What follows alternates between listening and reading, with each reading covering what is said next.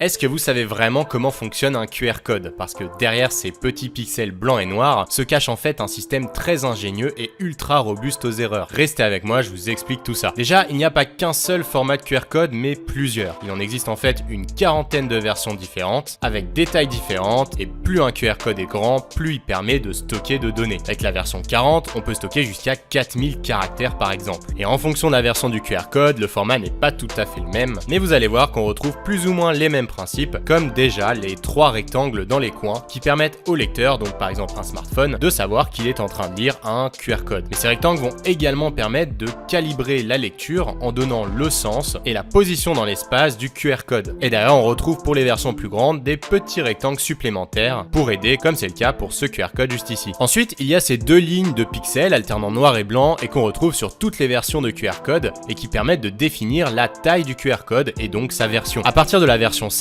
on va également retrouver la version encodée dans les petites parties juste ici en haut à droite et en bas à gauche qui permettent donc d'avoir l'information en double, et vous allez voir que la redondance de l'information est un des principes clés du QR code qui permet d'éviter un maximum les erreurs lors de la lecture. Et puis tous les autres pixels, c'est le contenu, c'est-à-dire l'information vraiment utile que stocke le QR code. Et c'est là qu'entre vraiment en jeu la résilience aux erreurs du QR code, avec 2 concepts clés, la prévention d'erreurs et la correction d'erreurs. Déjà on commence par appliquer un algorithme qui va ajouter de la redondance aux données, comme ça si une partie du QR code est déchirée ou cachée, eh bien la donnée n'est pas vraiment perdue car on pourra la retrouver à un autre endroit. Il existe différents algorithmes qui introduisent plus ou moins de redondance, et plus il y a de redondance, plus le QR code va être résilient aux erreurs, mais moins la quantité de données stockables sera élevée. Puis ensuite on applique un masque au contenu. C'est encore un algorithme, en fait c'est une sorte de filtre qui va venir réagencer les pixels de manière à maximiser le contraste du QR code. Le but en gros c'est d'éviter d'avoir des grosses zones blanches ou des grosses zones noires car elles sont difficiles à lire. Et le choix de ces 2 algorithmes est également encodé dans le QR code.